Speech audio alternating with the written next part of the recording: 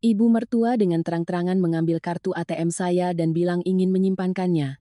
Saya langsung memblokir dan membuat kartu baru.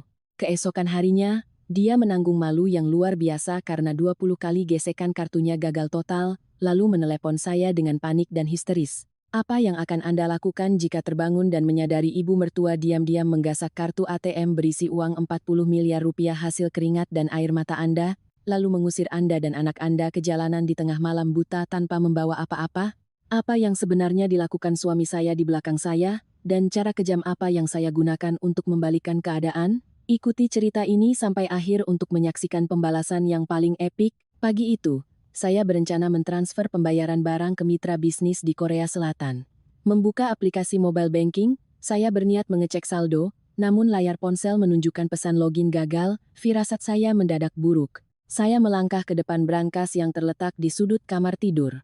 Pintu brankas itu sedikit terbuka, dan jantung saya seakan berhenti berdetak sesaat. Dokumen sertifikat hak milik, SHM, dan kotak perhiasan masih ada di sana, tetapi kartu hitam, black card, yang berisi seluruh dana operasional perusahaan sebesar 40 miliar rupiah telah raib tak berbekas. Siapa yang bisa masuk ke kamar tidur kami? Bima, suami saya, sudah berangkat kerja sejak pagi buta di kantor dinasnya. Hanya ada satu orang yang tersisa. Saya bergegas turun ke lantai bawah. Di tengah ruang tamu apartemen kami yang sempit, Ibu Ratna, ibu mertua saya, sedang duduk santai dengan kaki menyilang di atas sofa. Dia mengenakan kebaya beludru merah menyala yang tampak masih baru, lehernya dihiasi kalung mutiara sebesar biji kelengkeng, mulutnya bersenandung menyanyikan lagu keroncong lawas. Tangannya sibuk menyemprotkan parfum Chanel yang baru saja saya unboxing minggu lalu. Saya menarik napas dalam-dalam, berusaha menjaga nada suara setenang mungkin. Ibu, apa ibu masuk ke kamar tari? Apa ibu lihat kartu ATM warna hitam di dalam brankas tari? Ibu Ratna berhenti bernyanyi, melirik saya dari sudut matanya, lalu dengan santai merapikan kerah kebayanya. Oh, kartu yang hitam legam itu, ibu yang pegang, ibu yang pegang, ibu membuka brankas. Tari tanpa izin, alis saya berkerut, amarah mulai menyala di rongga dada. Ibu Ratna menepuk pahanya keras-keras, berdiri tiba-tiba, suaranya melengking menggema di lorong apartemen. Jaga bicaramu, Tari, apa maksudmu tanpa izin? Saya tertegun, itu uang modal usaha Taribu, kembalikan kartu itu sekarang. Saya maju selangkah, dengan tegas menyodorkan tangan. Ibu Ratna sama sekali tidak merasa bersalah, malah tersenyum sinis sambil mengelus-elus tas branded KW Super, yang baru dibelinya di pasar Tanah Abang. Cih, kamu diam-diam menyembunyikan uang dari keluarga suami ya?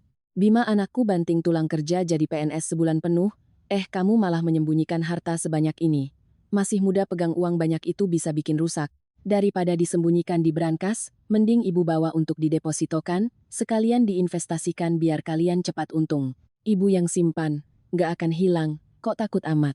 Ibu yang simpan. Mendengar 3 kata itu, darah saya mendidih. Alasan usang ibu simpankan ya ini sudah ada dari zaman kapan, tapi dia masih berani menerapkannya pada uang 40 miliar, uang itu hasil keringat Taribu. Tari melek sampai pagi untuk kerja, atas hak apa ibu mau menyimpannya? Lagi pula ibu tidak tahu pinnya, ibu pegang juga tidak bisa buat apa-apa, kembalikan ke Tari.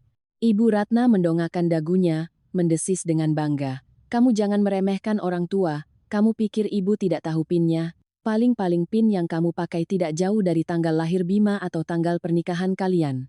Ibu sudah mengincar sebuah rumah mewah di kawasan elit Pondok Indah, harganya 20 miliar. Siang ini ibu mau gesek kartu untuk bayar DP, uang muka, biar anakku bisa pamer dan bangga, lepas dari nasib tinggal di apartemen sempit ini. Kamu jangan berani melarang.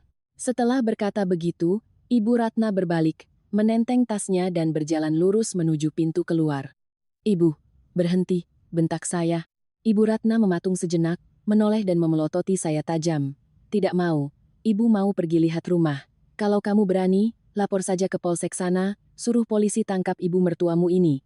Dasar menantu kurang ajar, baru punya uang sedikit sudah sombong sama keluarga suami. Biar sekalian viral, biar kita lihat netizen bakal menghujat kamu atau menghujat ibu. Brak. Pintu kayu tertutup dengan keras, meninggalkan saya berdiri terpaku di ruang tamu. Jika ini adalah Tari beberapa tahun yang lalu, mungkin saya sudah jatuh terduduk di lantai, menangis terseduh-seduh, lalu panik menelepon Bima untuk mengadu dan memintanya menuntut keadilan. Tapi tidak. Tari yang sekarang adalah seorang pemimpin di perusahaan yang ia bangun dari nol. Air mata tidak menghasilkan uang, dan kelemahan tidak akan bisa melindungi aset saya. Saya menarik napas panjang, berjalan tenang kembali ke sofa, dan mengeluarkan ponsel. Saya tidak menelepon suami saya. Saya menekan nomor hotline khusus nasabah prioritas, VIP Bank. Halo, selamat pagi Ibu Lestari. Ada yang bisa kami bantu? Suara manis petugas bank terdengar. Blokir darurat rekening kartu dengan akhiran 888 atas nama saya. Suara saya terdengar dingin dan lugas. Saya akan ke cabang nanti untuk proses penerbitan kartu baru. Baik Ibu. Sistem telah mencatat dan membekukan seluruh dana di rekening sesuai permintaan Ibu. Ada lagi yang bisa dibantu? Tidak, terima kasih. Saya mematikan telepon, meletakkan ponsel di atas meja kaca, dan menatap keluar jendela. Langit Jakarta hari ini cerah benderang. Sudut bibir saya menyunggingkan senyum dingin. Suka gesek kartu untuk DP rumah 20 miliar? Boleh saja. Silakan ibu mertuaku tersayang pergi ke kantor pemasaran properti. Pilihlah rumah yang paling mewah.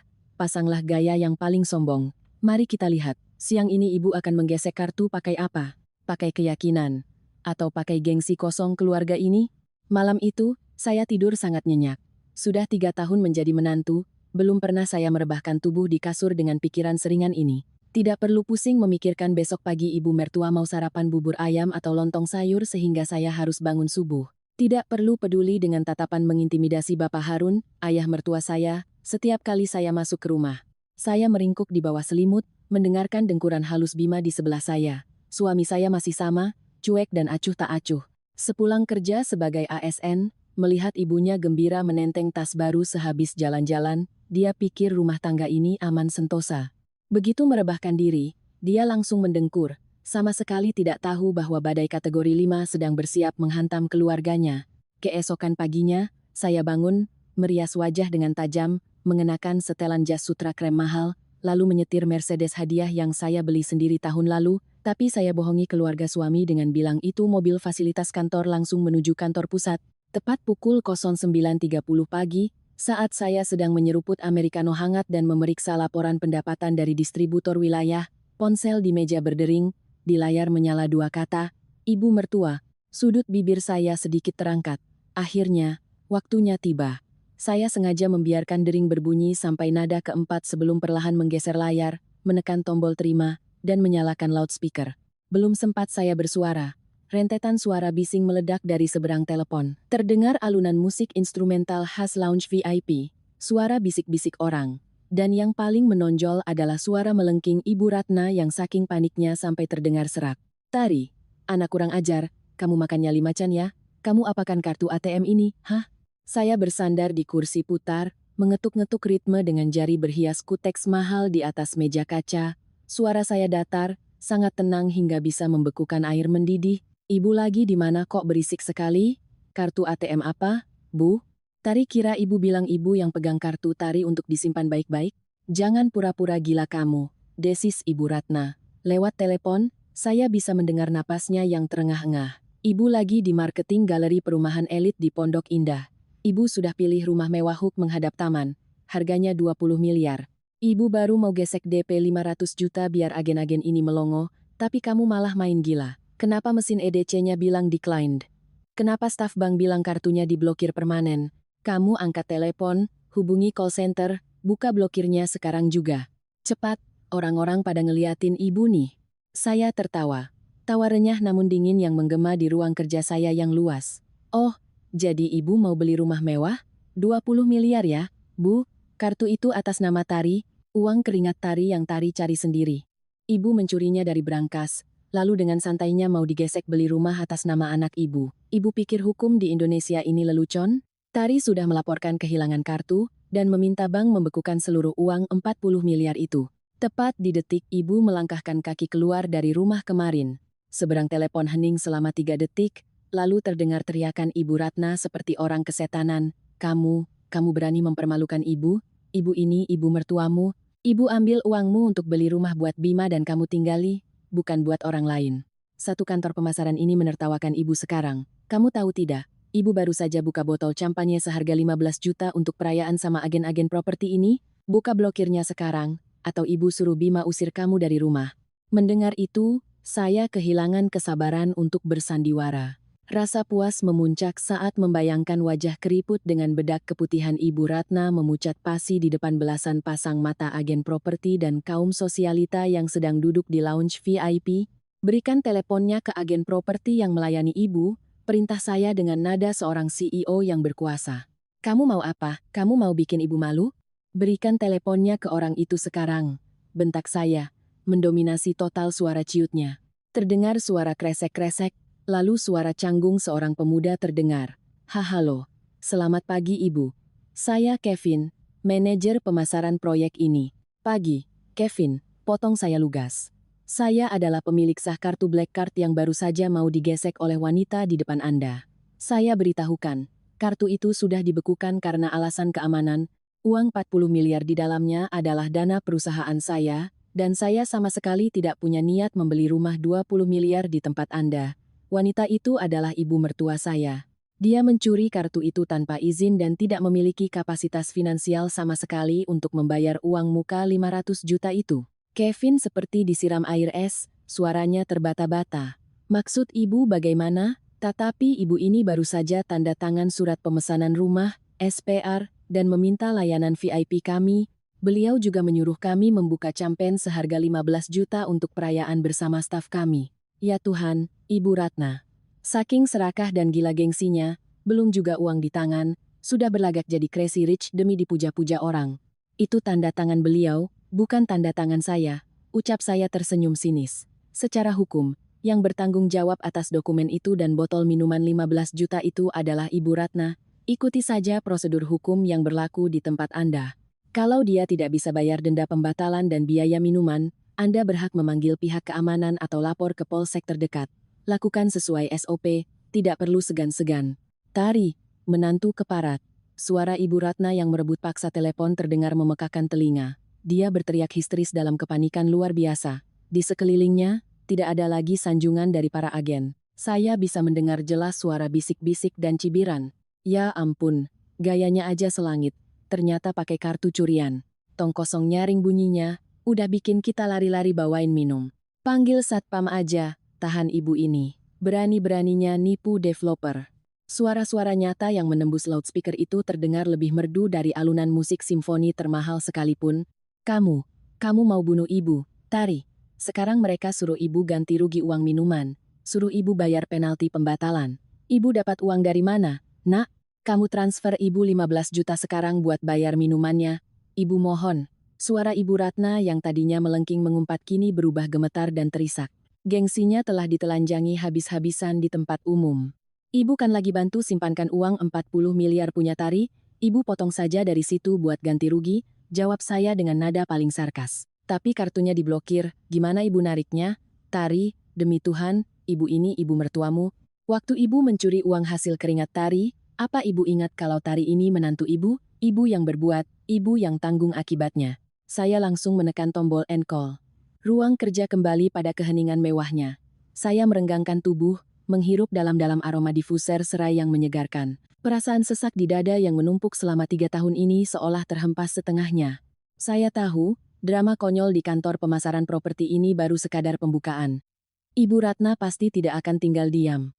Dan suami saya, pria yang kelewat penurut dan lembek itu, pasti sedang dalam perjalanan menuntut keadilan untuk ibunya. Tapi saya sudah siap. Surat gugatan cerai sudah tergeletak rapi di laci meja kerja saya, menunggu Bima tiba untuk menutup tirai pertunjukan ini. Tepat pukul 18.00, saya mendorong pintu masuk ke apartemen.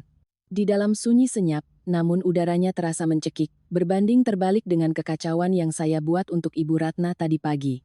Di sofa, Bima duduk sambil memegangi kepalanya, rambutnya berantakan. Mendengar langkah saya, dia langsung berdiri, berlari ke arah saya seperti orang tenggelam yang menemukan pelampung.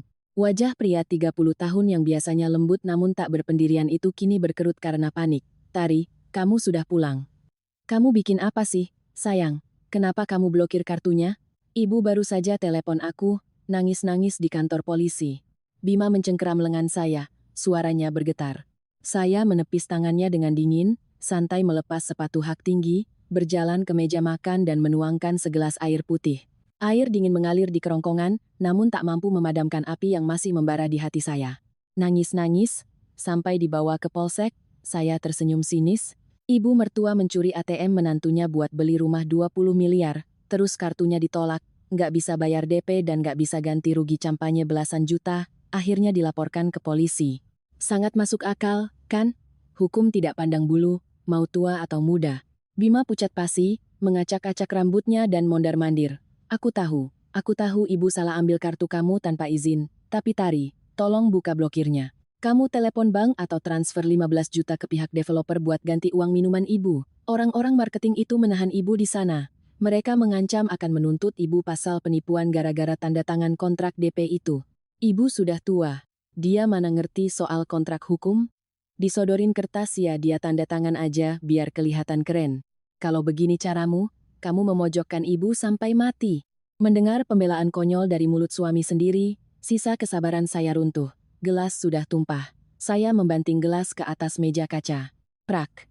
Suara tajam itu membuat Bima terlonjak. Memojokkan sampai mati? Gampang sekali kamu bicara. Saya mendesis, melangkah maju dan menatap tajam mata Bima. Ibu menyelinap ke kamar kita, membuka brankas, mengambil kartu yang berisi 40 miliar rupiah uang hasil keringatku. Dia mau gesek 20 miliar buat beli rumah atas namamu. Kalau pagi tadi bank tidak memblokirnya, kalau sistem tidak menolak, 20 miliar uangku sudah lenyap menguap. Saat itu terjadi. Siapa yang dipojokkan sampai mati? Siapa yang kasihan padaku? Tapi uangnya kan masih ada. Ibu belum pakai sepeser pun. Sekarang masalahnya sudah keburu panjang. Kamu itu menantu, tega kamu lihat ibu mertuamu dipermalukan dan diancam penjara? Kamu kan kaya, uang 40 miliar aja kamu bisa cari? Masa uang receh buat bayar denda aja kamu pelit? Tarik sedikit uangmu buat selamatkan ibu, aku mohon padamu. Bima mengatupkan kedua tangannya di depan dada, mengemis dengan menyedihkan. Dia selalu seperti itu. Setiap kali ada masalah antara saya dan keluarganya, kalimat andalannya selalu, kamu ngalah aja, kamu rugi dikit nggak apa-apa, ibu sudah tua, nggak usah diambil pusing. Saya menatap pria di depan saya, perasaan asing dan getir mencekik leher. Bima, apa kamu tahu dari mana uang 40 miliar itu berasal? Suara saya tiba-tiba merendah, bukan lagi amarah, melainkan kepedihan yang teramat sangat. Itu bukan uang jatuh dari langit. Itu hasil dari 3 tahun penuh. Aku live streaming jualan skincare dan kosmetik sampai jam 3 pagi. Itu hasil dari hari-hari di mana suaraku habis, radang tenggorokan sampai berdarah, tapi aku harus tetap tersenyum di depan kamera.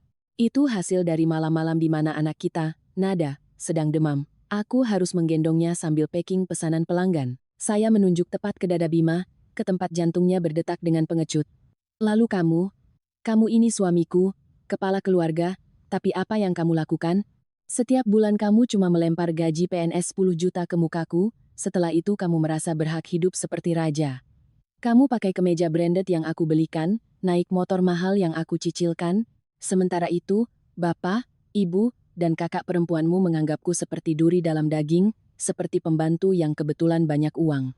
Bapakmu memaksaku agar apartemen ini dinamakan atas namanya, ibumu hari ini minta uang buat traveling, besok minta uang buat beli emas untuk kakakmu, dan kamu, Bima, kamu berdiri di mana saat istrimu diperas habis-habisan oleh keluargamu?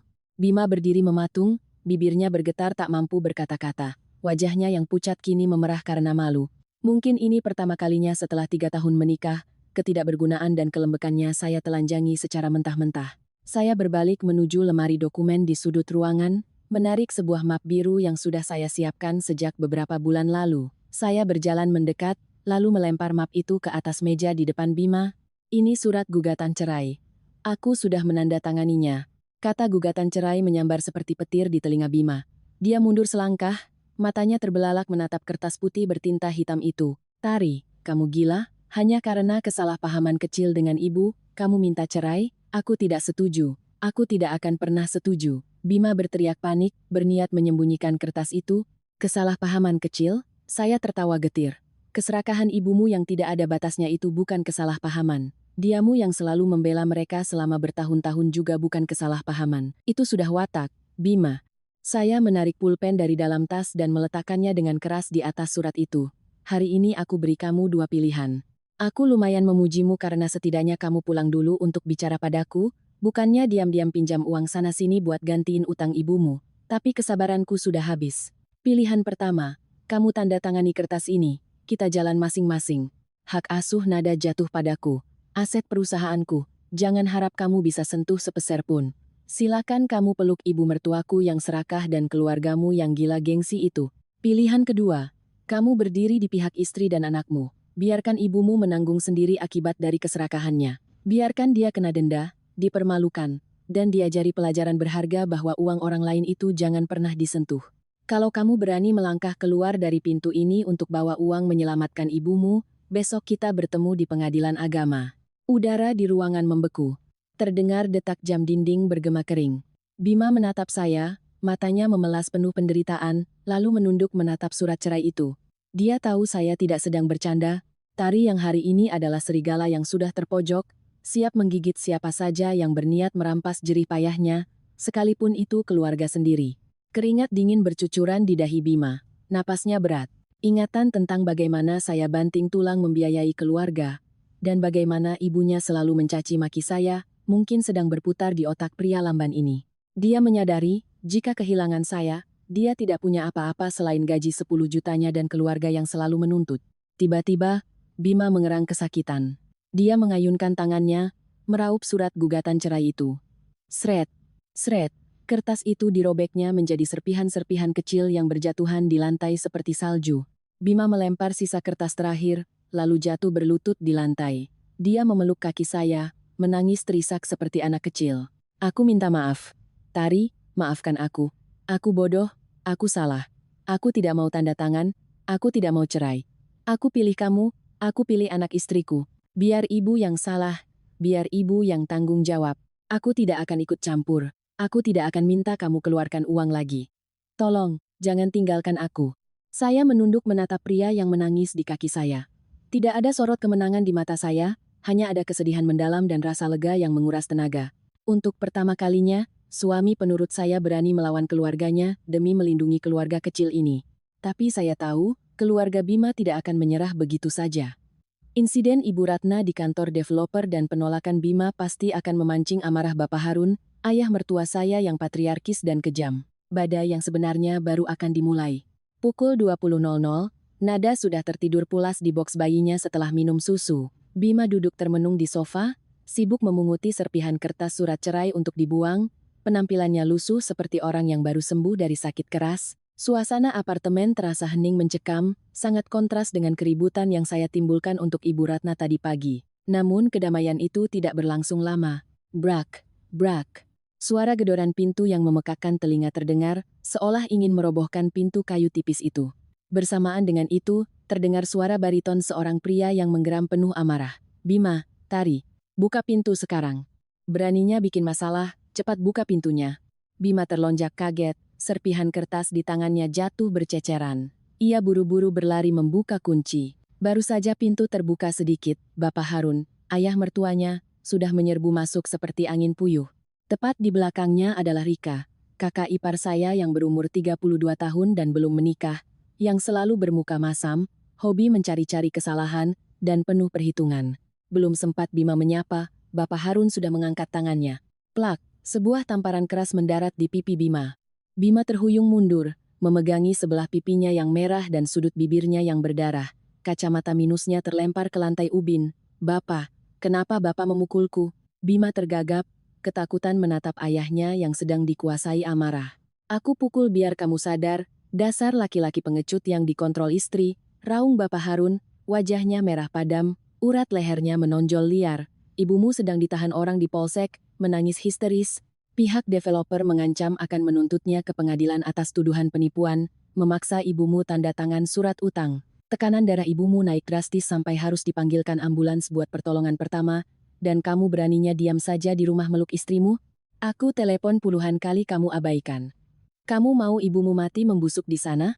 Rika berdiri berkacak pinggang di samping ayahnya, mata sipitnya menatap saya sinis dari atas sampai bawah. Dia tersenyum mengejek, suaranya melengking. Aduh, Nyonya besar santai banget ya di rumah. Ibunya lagi nanggung malu dan penderitaan di luar sana, menantunya malah santai pakai baju bagus minum air putih begini. Tari, kamu ini benar-benar darah dingin. Walaupun ibu salah, dia itu yang melahirkan suamimu, neneknya anakmu. Cuma denda DP sama minuman belasan juta aja kamu pelit? Sampai kamu blokir kartu bikin ibu dipermalukan? Dasar perempuan jahat, baru punya duit sedikit udah mau nginjak kepala keluarga suami? Saya meletakkan gelas air dengan tenang, melipat tangan di dada. Menghadapi dua manusia beringas ini, saya tidak gentar sedikit pun dan tidak berniat membela diri. Mbak Rika pintar bicaranya ya, sok paling bermoral. Saya menyeringai sinis, tatapan saya setajam silet menembus Rika. Ibu bukan cuma salah sedikit, dia itu mencuri. Mencuri 40 miliar hasil keringatku. Kalau Mbak sebegitu berbaktinya, sebegitu sayangnya, sebegitu hancurnya lihat ibu menderita, kenapa Mbak nggak jual aja mobil HR-V Mbak itu? Atau cairin deposito 1 miliar punya Mbak buat nyelamatin ibu? Ngapain repot-repot lari ke sini sampai berbusa-busa minta duit ke adik ipar yang katanya darah dingin ini? Rika terdiam, wajahnya merah padam. Perempuan itu memang selalu begitu, mulutnya sibuk berkhotbah soal moral, tapi giliran uangnya disenggol sedikit, dia langsung melonjak seperti cacing kepanasan. Sejak bisnis saya meroket, dia selalu menatap saya dengan dengki, menunggu kesempatan untuk menjatuhkan saya. Melihat anak perempuannya tersudut, Bapak Harun emosi dan menggebrak meja kaca dengan keras. Diam kamu, tutup mulutmu. Di rumah ini belum saatnya menantu kurang ajar sepertimu angkat bicara. Bima, aku tanya sekali lagi. Apa kamu mau paksa istrimu ini buka blokir kartunya dan keluarin uang untuk selamatkan ibumu? Kalau kamu tidak bawa uang itu ke polsek sekarang juga, mulai besok aku coret kamu dari kartu keluarga. Anggap aku tidak pernah punya anak laki-laki sepertimu. Bima gemetar, matanya mencari pertolongan ke arah saya, lalu menatap Bapak Harun, bahunya bergetar hebat. Di dalam hatinya, ia pasti sedang berperang sengit antara bakti buta kepada orang tua dan penyesalan yang terlambat. Akhirnya, dia menggigit bibirnya erat-erat, dan dengan suara pelan namun tegas, dia berucap, Aku tidak punya uang. Uang itu milik Tari, hasil kerja kerasnya, bukan milik keluarga kita. Ibu ambil kartu itu tanpa izin untuk beli rumah mewah. Ibu yang berbuat, ibu yang tanggung akibatnya. Kami tidak sanggup menanggung utang jatuh dari langit yang ibu buat sendiri, Pak.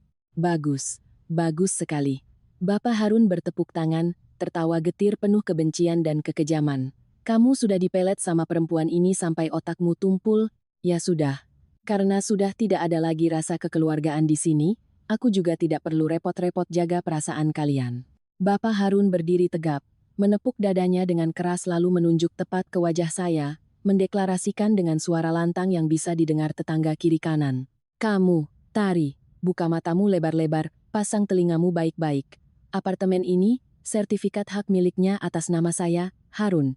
Dulu waktu kalian baru nikah, saya bilang biar nama saya yang dipasang buat syarat bawa hoki, tapi sebenarnya itu untuk mengantisipasi hari di mana menantu kurang ajar sepertimu membelot seperti ini.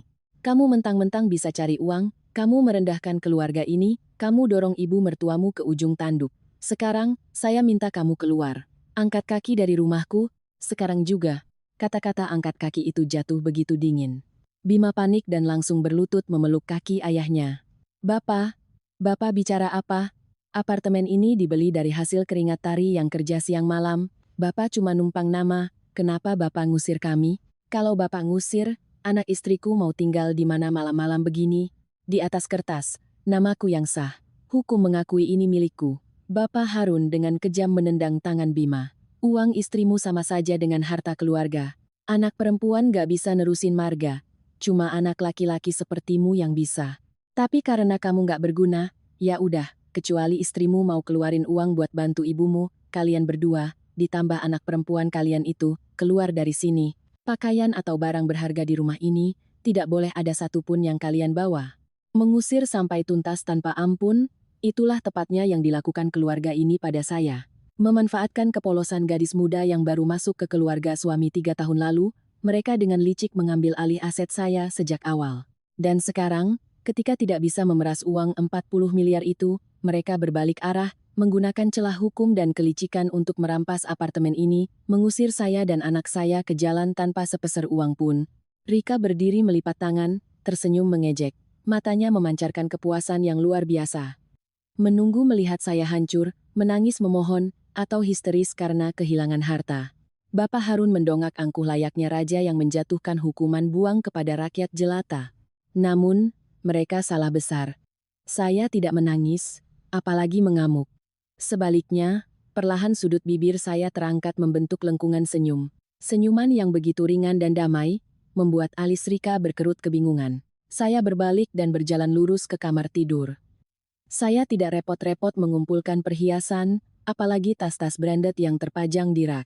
Saya hanya mengambil satu diaper bag tas bayi, memasukkan beberapa potong baju penting untuk Nada, susu formula, dan dokumen identitas kami berdua. Saya menggendong anak saya yang sedang tidur dengan lembut, menepuk-nepuk pundaknya. Saya berjalan kembali ke ruang tamu, melewati dua wajah yang melongo keheranan dari Bapak Harun dan Rika. Saya berdiri di depan Bima yang masih berlutut tak berdaya di lantai. Bima. Suara saya jernih, tenang, namun penuh otoritas. Aku pergi. Apartemen 2 miliar ini anggap saja sebagai sedekah amal jariah dariku untuk mengenyangkan keserakahan keluarga kalian. Kalau kamu masih pegang keputusanmu untuk merobek surat cerai tadi, berdirilah, angkat kopermu, dan ikut aku dan anakmu. Tapi kalau kamu sayang pada topeng keluarga busuk ini, silakan tinggal dan jadilah anak yang berbakti. Bima mendongak menatap saya, lalu melirik ayahnya yang napasnya memburu. Tanpa ragu sedikit pun, dia bangkit berdiri dengan terhuyung-huyung, membersihkan debu di celananya. Karena tidak diizinkan membawa barang apapun, dia hanya diam, lalu berjalan ke belakang punggung saya, bertindak sebagai pelindung untuk Nada. Tanpa satu kata pun perdebatan, tanpa setetes air mata, saya menggendong anak saya berjalan keluar pintu, menyerahkan daerah kekuasaan itu pada Bapak Harun dan Rika. Bunyi pintu tertutup di belakang kami, meninggalkan dua manusia itu tenggelam dalam ilusi kemenangan mereka. Mereka pikir mereka telah merampas segalanya, mendorong saya ke titik nadir, hingga saya harus tidur di emperan toko entah di mana di Jakarta ini. Padahal mereka tidak tahu, malam ini sebuah taksi akan membawa kami meluncur menuju horizon yang baru, di mana kebenaran tentang kerajaan bisnis Tari akan benar-benar terungkap, sekaligus menjadi tamparan paling mematikan bagi kesombongan keluarga mereka. Kegelapan malam Jakarta menelan bayangan kami bertiga yang baru saja keluar dari lobi apartemen. Angin malam berhembus membawa hawa dingin. Saya memeluk erat Nada dalam selimut tipis, lalu melambaikan tangan memanggil sebuah taksi online yang kebetulan lewat. Bima berjalan gontai di belakang saya, penampilannya menyedihkan. Di pipinya masih tercetak jelas bekas 5 jari merah dari tamparan Bapak Harun, kemejanya kusut berantakan. Dia membukakan pintu untuk saya dan Nada. Baru kemudian dengan ragu duduk di kursi depan sebelah sopir.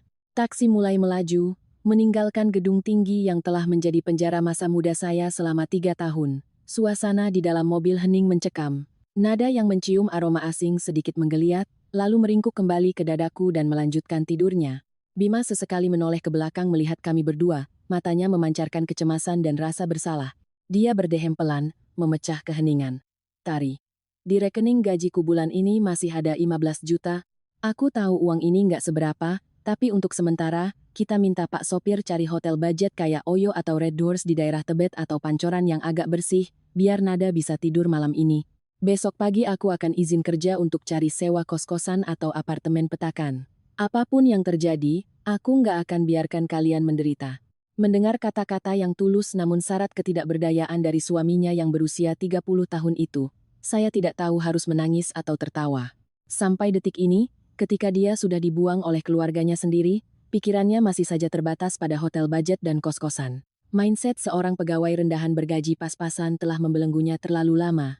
Saya tidak membalas perkataan Bima, hanya mendongak menatap kaca spion dalam, lalu berkata tegas kepada sopir, "Pak, kita nggak ke Tebet." Bapak langsung masuk tol dalam kota, arahkan mobilnya ke kawasan elit Pantai Indah Kapuk, PIK. Sopir taksi sedikit terkejut, melirik penampilan Bima yang agak berantakan dari kaca spion, lalu berdecak ragu. Waduh Bu, kawasan mansion dan villa elit di PIK itu pengamanannya ketat banget. Kalau nggak punya kartu akses penghuni atau nggak dijemput langsung, taksi nggak boleh sembarangan masuk ke klaster mewahnya, Bu. Bapak jalan saja sampai gerbang keamanan utama. Nanti urusan saya, jawab saya santai. Bima langsung menoleh dengan panik. Tari, kamu kenapa? Di PIK itu isinya rumah crazy rich ratusan miliar, ngapain kita ke sana malam-malam begini? Uang di kartu ATM-mu kan udah diblokir, walaupun kamu punya teman di sana, kita nggak mungkin ganggu mereka tengah malam. Saya meletakkan jari telunjuk di bibir, mendesis seset menyuruhnya diam agar anak kami tidak bangun. Bima menelan ludah, terpaksa berbalik menghadap ke depan dengan kedua tangan bertautan cemas. Sekitar 45 menit kemudian, taksi berbelok masuk ke jalan bulevar lebar yang diterangi lampu kuning keemasan. Kiri kanan jalan dihiasi pepohonan palem yang dipangkas rapi. Semakin masuk ke dalam klaster, suasananya semakin tenang, jauh dari hiruk-pikuk polusi Jakarta. Taksi berhenti tepat di depan gerbang keamanan raksasa bernuansa klasik Eropa dari salah satu klaster paling mahal di ibu kota. Dua satpam berseragam safari rapi langsung keluar mencegat taksi. Bima berkeringat dingin, berniat buka pintu untuk merengek minta izin masuk, namun saya lebih cepat menurunkan kaca jendela mobil. Mengenali wajah saya, Komandan Regu keamanan itu langsung berdiri tegap, mengangkat tangan memberi hormat ala militer, lalu menyapa dengan sangat sopan. "Selamat malam, Nyonya Tari." "Wah, Nyonya sibuk sekali rupanya, sudah beberapa bulan tidak mampir kemari." Lalu ia mengetuk kap mobil memberi isyarat pada rekannya di pos jaga. "Buka gerbang VIP untuk mobil Nyonya." Palang elektronik otomatis terangkat. Taksi meluncur masuk, meninggalkan sang sopir dan Bima dalam kebingungan luar biasa. Mata Bima yang minus itu membelalak bulat menatap saya seolah saya ini alien. Taksi berhenti di depan sebuah mansion megah di posisi hook, dikelilingi pagar bunga mawar yang sedang bermekaran. Desain rumah bergaya neoklasik Eropa dengan jendela-jendela kaca menjulang tinggi, terlihat sangat megah hingga membuat siapa saja berdecak kagum. Gerbang besi tempa dengan aksen emas tertutup rapat. "Kita sudah sampai. Pak, ini ongkosnya, kembaliannya ambil saja." Saya menyodorkan lembaran uang 100 ribuan, lalu turun sambil menggendong nada. Bima dengan canggung ikut turun. Berdiri di depan mansion raksasa itu di bawah temaram lampu jalan yang menyinari pakaian kusutnya, Bima merasa semakin kerdil. Kakinya gemetar, tak berani melangkah naik ke anak tangga berlapis marmer putih. Tari, ini di mana? Kenapa satpam tadi memanggilmu Nyonya? Jangan bilang kamu menyewa rumah sebesar ini?" Saya tidak menjawab, tetap menggendong nada dengan satu tangan, sementara tangan yang lain menyentuh panel smart lock yang terpasang di pilar gerbang. Tit, tit, tit. Sistem pemindai wajah menyapu wajah saya. Klek. Gerbang besi raksasa itu terbuka perlahan secara otomatis. Bersamaan dengan itu, sistem smart home diaktifkan. Seluruh lampu taman, lampu sorot dinding, dan lampu gantung kristal raksasa di ruang tamu menyala serentak, memancarkan cahaya keemasan yang luar biasa mewah. Alunan musik instrumental yang menenangkan mengalun otomatis dari sistem speaker tersembunyi, menyambut sang pemilik rumah. Semuanya sangat sempurna, mewah, dan berkelas, hal yang tak pernah Bima bayangkan walau di dalam mimpi sekalipun. "Masuklah," saya menoleh dan tersenyum tipis, "selamat datang di rumah kita yang sebenarnya." Bima menelan ludah dengan susah payah, dia dengan hati-hati melepaskan sepatunya yang sudah usang, lalu melangkah perlahan di atas lantai granit berkualitas tinggi. Ruang tamu itu sangat luas, mungkin ratusan meter persegi, dihiasi sofa kulit asli impor dari Italia, dan lukisan seni bernilai tinggi. Aroma gaharu yang menenangkan menyempurnakan wibawa rumah tersebut. Saya meletakkan nada di atas tempat tidur bayi empuk yang sudah disiapkan di sudut ruangan, menyelimutinya dengan hati-hati, lalu berbalik menatap suami saya. Bima masih berdiri mematung di tengah ruangan, tak berani duduk di sofa berwarna krem itu karena takut mengotorinya. 100 miliar, ucap saya santai sambil menuangkan segelas red wine dari minibar. Rumah ini luasnya hampir 1000 meter persegi. Kubeli lunas tahun lalu seharga 100 miliar rupiah, mutlak atas nama Lestari. Bima terhuyung mundur hingga tak sengaja menabrak meja teh beraksen emas. Ia memegangi kepalanya, suaranya bergetar parah. 100 miliar? Tari, uang dari mana? Bagaimana kamu bisa punya uang sebanyak ini? Bukannya uang 40 miliarmu sudah dicuri ibu? Saya menggoyangkan gelas wine, menyesapnya sedikit, dan menatap tajam ke arah Bima yang sedang dilanda syok berat. "Kamu pikir 40 miliar itu seluruh hartaku? Itu hanya sisa uang tunai operasional perusahaan buat bayar supplier. Rumah ini, ditambah beberapa ruko di jalan protokol pusat kota. Itulah aset kekayaanku yang sebenarnya." Saya berjalan mendekat, meletakkan gelas wine dengan keras di atas meja. Seluruh emosi yang selama ini terpendam akhirnya meledak. 3 tahun lalu, aku masuk ke keluargamu dengan tangan kosong. Tapi dengan otak dan ambisi, aku begadang mati-matian membangun jaringan ratusan distributor. Saat perusahaanku sukses besar, uangku tumpah ruah. Tapi, apa aku berani pamer ke keluargamu? Tidak, karena aku sudah bisa melihat keserakahan bapak ibumu yang tak ada habisnya, juga kelicikan kakak perempuanmu itu. Baru melihatku sanggup mencicil apartemen 2 miliar saja, bapakmu sudah menghalalkan segala cara agar namanya yang ada di sertifikat. Aku menutup mata dan menyerahkan umpan itu, hanya demi membeli ketenangan agar aku bisa fokus bekerja. Air mata saya menetes. Tapi itu bukan air mata kelemahan, melainkan kebanggaan seorang wanita yang selama ini memikul beban dunia sendirian. Saat bapak ibumu mencaciku, bilang aku menantu yang tidak berguna, saat kakakmu menghinaku. Di waktu yang sama, aku sedang memimpin perusahaan dengan omzet ratusan miliar. Aku menyembunyikannya, aku menahan diri. Semua itu karena aku mencintaimu. Aku ingin menjaga keutuhan keluarga ini demi Nada. Tapi lihat dirimu, saya melanjutkan, menunjuk tepat di wajahnya. Kepasrahan dan kelemahanmu justru membuat keluargamu merasa berhak menginjak-injak hasil keringatku. Hari ini, bapakmu dengan bangga mengusirku ke jalan tanpa membawa apa-apa, mengira aku akan mati kelaparan. Dia tidak sadar bahwa yang aku tinggalkan hanyalah sarang tikus yang busuk, dan kini aku kembali ke istanaku sendiri. Mendengar jeritan hati itu, pertahanan terakhir Bima runtuh total. Ia menatap istana megah ini, lalu menatap sosok istrinya yang bertubuh mungil, istri yang selama ini ia kira sangat ia kenali, ternyata begitu hebat dan tangguh. Bima jatuh berlutut di atas lantai marmer yang dingin, bukan karena ketakutan, melainkan karena rasa sesal dan siksaan batin yang luar biasa. Air matanya mengalir deras membasahi pipinya yang masih bengkak. Ia menyembunyikan wajahnya di telapak tangannya yang kasar, menangis terseduh-seduh layaknya anak kecil. Aku ini keparat. Aku ini laki-laki tak berguna. Kamu memikul beban kerajaan sebesar ini sendirian. Tapi sesampainya di apartemen, kamu masih harus masak, cuci piring, dan menahan hinaan dari keluargaku. Kenapa? Kenapa kamu harus menderita sejauh ini, Tari? Kenapa kamu tidak bilang padaku? Apa aku sebegitu buruknya sampai kamu tidak berani percaya padaku? Bima meraung dalam kepedihan, memukuli wajahnya sendiri berkali-kali sebagai hukuman atas ketidakpeduliannya selama bertahun-tahun. Melihat pria yang hancur di kaki saya, ada sedikit rasa iba, tapi saya sama sekali tidak menyesal. Pelajaran pahit ini harus dia jalani agar dia benar-benar menjadi pria dewasa. Saya membungkuk, meraih tangan Bima dan membantunya berdiri. Berhenti memukul dirimu sendiri. Air mata tidak menyelesaikan apa-apa, Bima. Mulai besok, hiduplah selayaknya seorang suami dan seorang ayah yang melindungi rumah ini. Saya mengusap air matanya, lalu mengalihkan pandangan keluar jendela, ke arah langit malam Jakarta. Saya tahu, drama pembukaan ini hanyalah penyelesaian masalah internal. Esok hari, badai sesungguhnya akan menghantam keluarga suamiku, saat mereka menyadari bahwa mereka telah membuang tambang emas, hanya demi memeluk bom waktu yang mematikan.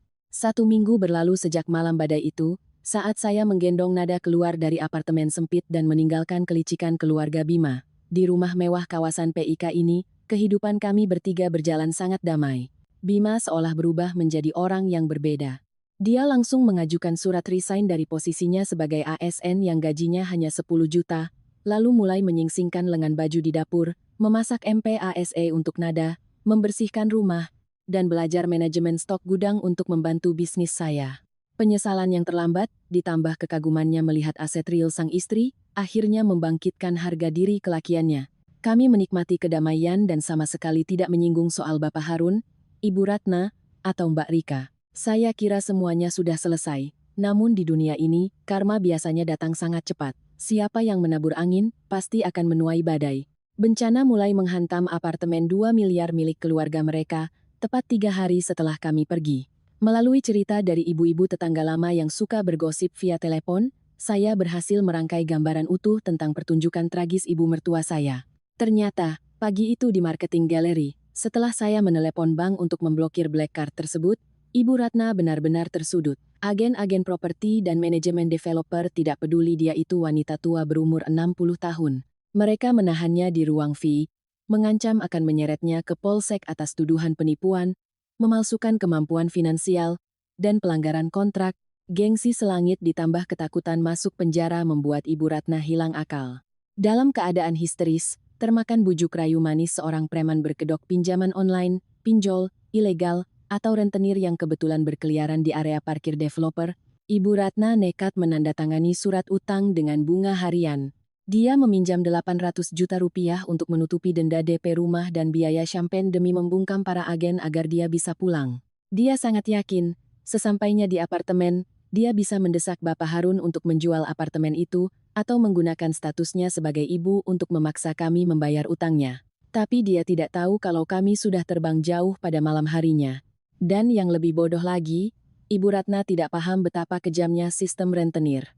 Bunga dihitung per jam, per hari, bukan per bulan.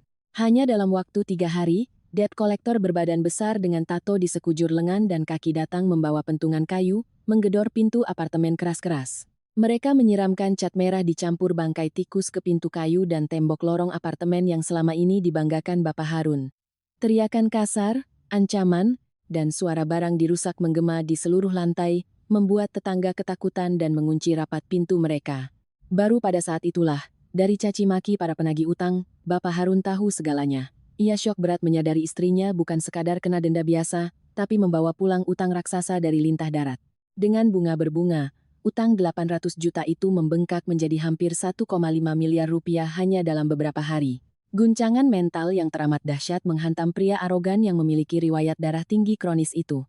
Emosi yang memuncak membuat wajah Bapak Harun pucat, ia terhuyung mundur memegangi dadanya, lalu jatuh pingsan di lantai dengan mulut berbusa.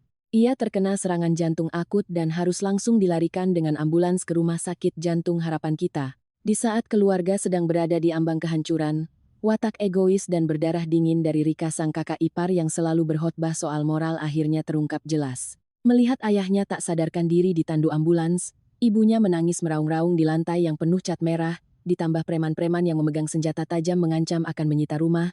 Rika ketakutan setengah mati. Dia takut salah tebas oleh preman, takut disuruh menanggung utang ibunya, dan yang paling ia takut, Nijo harus mencairkan deposito 1 miliar hasil keringatnya sendiri untuk biaya rumah sakit ayahnya. Maka, memanfaatkan kekacauan di rumah sakit, Rika buru-buru pulang ke apartemen lewat tangga darurat, mengemasi seluruh pakaian, tas, perhiasan, serta buku tabungan dan depositonya, lalu kabur entah kemana. Dia memblokir nomor telepon ayah, ibu, dan adiknya. Ia dengan kejam memutuskan tali darah daging demi melindungi uangnya sendiri. Ibu Ratna kini benar-benar berada di jalan buntu, meronta putus asa dalam lumpur yang ia ciptakan dari keserakahannya sendiri. Apartemen satu-satunya dijaga ketat oleh preman penagih utang, sehingga ia tak berani pulang untuk ambil barang. Suaminya terbaring kritis di ruang ICU dengan tagihan deposit operasi pemasangan ring jantung stent yang mencapai 250 juta rupiah. Anak perempuan kebanggaannya malah kabur tanpa jejak. Ibu Ratna mengais sisa-sisa recehan di kantong bajunya, pergi mengemis pinjaman ke seluruh kerabat, dari sesepuh keluarga sampai teman-teman arisan dan senam paginya. Namun semua orang membanting pintu dan mengusirnya seperti melihat setan saat tahu ia berurusan dengan rentenir jahat. Ia menelepon Bima ratusan kali, tapi nomor Bima sudah tidak aktif karena sudah ganti nomor atas perintah saya. Hingga di titik paling nadir dan tidak ada lagi jalan keluar, Ibu Ratna terpaksa menelan mentah-mentah sisa gengsinya, menanggung malu luar biasa mendatangi satu-satunya tempat yang mungkin bisa menolongnya, kantor pusat perusahaan kosmetik saya. Pukul 10.00 pagi di hari Sabtu, saat saya sedang fokus menyetujui rencana marketing kuartal depan, sekretaris saya berlari masuk dengan panik. Ia melaporkan ada seorang ibu tua yang mengaku sebagai ibu mertua saya menangis histeris dan bikin keributan di lobi utama. Saya tersenyum sinis, meletakkan pulpen di atas meja kaca, dan memberi isyarat pada security untuk membawanya naik ke ruangan saya. Pintu kayu oak ruang direktur terbuka. Ibu Ratna berjalan gontai memasukinya. Penampilannya sangat berantakan dan menyedihkan, sampai-sampai saya hampir tidak mengenali ibu mertua saya sendiri. Tidak ada lagi kebaya beludru merah yang sombong, tidak ada lagi kalung mutiara sebesar kelengkeng, dan tidak tercium lagi wangi Chanel yang biasa mengintimidasi orang. Yang ada di depan saya hanyalah seorang nenek-nenek kuyu, baju kusut dan bau asam, rambut aut-autan, wajah keriput memucat karena berhari-hari kurang tidur dan menangis. Melihat saya duduk bersilang tangan di kursi kulit yang berkuasa di balik meja kerja raksasa, lutut Ibu Ratna seolah berubah jadi jeli. Ia jatuh berlutut di atas karpet bulu mahal, menutupi wajahnya dengan kedua tangan, lalu melolong menangis layaknya hewan liar yang terpojok. Tari, maafkan ibu salah. Tari, ibu buta selama ini sudah memperlakukanmu dengan buruk. Tolong selamatkan keluarga kita, nak. Bapakmu lagi kritis nunggu operasi jantung. Preman-preman itu mau bunuh ibu. Rika bawa kabur semua uang. Bima di mana? Izinkan ibu ketemu Bima. Ibu mohon padamu, ibu sujud di kakimu, tolong keluarkan uang buat nyelamatin bapakmu. Suara isak tangis yang menyayat hati itu bergema di ruang kerja saya yang luas. Saya tetap duduk tenang, sepasang mata saya menatap dingin wanita yang pernah sesumbar akan mengusir saya ke jalan dengan tangan kosong itu. Ada rasa puas yang meluap, bercampur dengan perenungan mendalam tentang sifat dasar manusia. Uang memang cermin ajaib yang paling jelas memantulkan sisi gelap manusia. Saat ada uang, orang rela menginjak-injak keluarga demi keserakahan. Tapi saat mereka jatuh melarat, Mereka menarik-narik kata keluarga untuk mengemis belas kasihan. Perlahan saya berdiri, melangkah memutari meja kerja, dan mendekati Ibu Ratna. Suara hak sepatu tinggi saya mengetuk lantai, iramanya mantap dan dingin. Saya membungkuk menatap langsung ke dalam mata merah Ibu Ratna yang penuh keputusasaan. Bangunlah, Bu. Menangis guling-guling di sini cuma bikin kotor karpet kantorku saja. Ibu minta Tari menyelamatkan Bapak dan Ibu, bisa. Uangku sangat berlimpah untuk melakukan itu. Tapi ingat, uangku ini hasil darah dan air mata, bukan kerang yang bisa dipungut di pantai buat menutupi akibat dari keserakahan orang lain. Saya memisingkan mata, menekan setiap kata agar menancap di otak ibu mertua saya yang sedang kacau. Tari akan menyelamatkan Bapak, tapi ibu harus ingat, di dunia ini tidak ada makan siang gratis, kecuali. Mata Ibu Ratna terbelalak, berpegangan pada secercah harapan tipis layaknya orang tenggelam yang menemukan sepotong kayu. Kecuali apa, Nak? Kamu suruh ibu ngelakuin apa aja ibu mau, ibu akan turuti semua perintahmu. Sudut bibir saya melengkung membentuk senyuman tipis namun penuh perhitungan. Ibu duduk tenang di sana.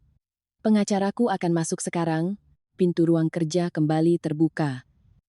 Pengacara Hendra, Kepala Departemen Hukum perusahaan saya pria parubaya dengan aura dingin dan profesional melangkah masuk. Di tangannya terdapat map dokumen yang tersusun rapi. Ia mengangguk hormat pada saya, lalu meletakkan dokumen itu di meja kaca tepat di hadapan Ibu Ratna. Ibu mertua saya meringkuk, mata bengkaknya menatap pengacara berjas hitam itu lalu beralih ke saya dengan kebingungan total. Ia duduk canggung di ujung sofa kulit, tangannya saling meremas gemetar. Tolong buatkan segelas air hangat untuk ibu, perintah saya pada sekretaris yang berjaga di luar pintu. Lalu saya beralih pada Ibu Ratna, suara saya tanpa emosi. Ibu minum dulu, tenangkan diri. Setelah itu kita bicara belak-belakan selayaknya orang dewasa. Ibu Ratna menerima gelas dari tangan sekretaris, menegaknya habis seperti orang kehausan di gurun. Tangannya begitu gemetar hingga air menetes membasahi bajunya yang kotor. Meletakkan gelas kosong itu, ia menatap saya dengan pandangan memelas. Tari, bolehkah ibu ketemu Bima sebentar saja? Dia itu anak ibu. Dia nggak mungkin tega lihat bapaknya mati. Bapaknya lagi di ruang ICU. Dokter bilang kalau sore ini DP operasi 250 juta nggak dilunasi, nyawanya nggak akan tertolong. Saya bersandar di kursi direktur, menyilangkan jari di atas meja. Mas Bima sedang di rumah jaga nada. Dia sudah tahu semuanya dan menyerahkan kewenangan penuh padaku untuk mengurus masalah keluarga kalian. Ibu tidak perlu mencarinya lagi. Percuma. Air mata ibu sudah tidak mempan untuknya. Mendengar itu, bahu Ibu Ratna merosot jatuh. Harapan terakhir untuk bergantung pada anak laki-lakinya yang penurut itu telah musnah total. Ia menundukkan kepala. Suara isak tertahan kembali terdengar dari tenggorokannya. Baiklah. Kita langsung ke intinya. Saya memberi isyarat dengan dagu ke arah dokumen di meja.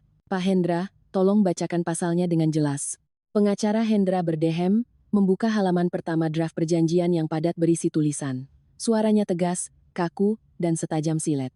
Kepada Ibu Ratna, berdasarkan instruksi klien saya, Ibu Lestari, kami telah menyiapkan surat perjanjian kesepakatan sipil. Jika Anda setuju menandatanganinya, Ibu Lestari akan melakukan dua hal berikut. Pak Hendra mengangkat satu jarinya.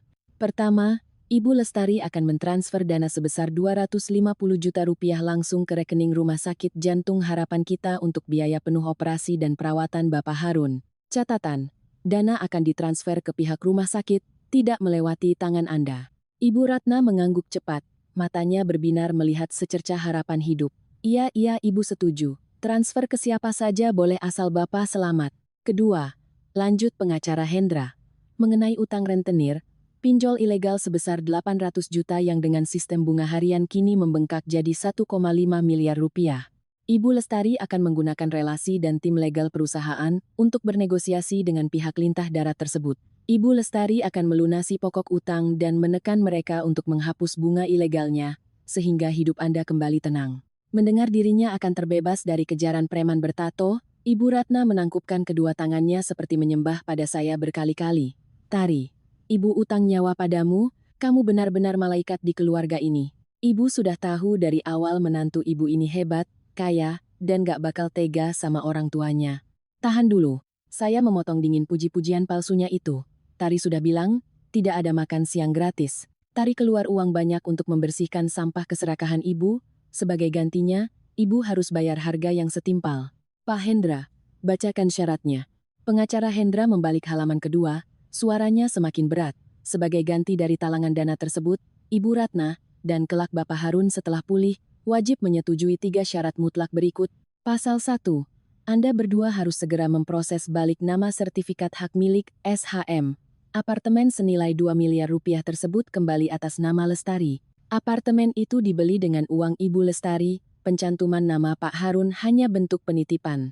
Karena masalah sudah jelas, aset harus kembali ke pemilik sah. Ibu Ratna terdiam. Bibirnya yang pucat bergetar. Apartemen itu adalah kebanggaan terbesarnya, yang selalu ia pamerkan ke ibu-ibu PKK dan arisan RT. Menyerahkan kembali apartemen itu sama saja dengan memotong separuh napasnya. Lanjutkan Pak, kata saya, tak membiarkannya bicara. Pasal 2. Ibu Ratna harus secara sadar menandatangani surat pernyataan pelepasan seluruh hak waris, hak tunjangan, dan hak tuntutan harta apapun terhadap aset pribadi maupun harta gonogini antara Ibu Lestari dan Bapak Bima. Pasal 3. Anda dilarang keras ikut campur, mencampuri urusan, atau menggunakan kedudukan sebagai ibu mertua atau nenek untuk menekan, meminta uang, atau merusak kehidupan pribadi keluarga Ibu Lestari.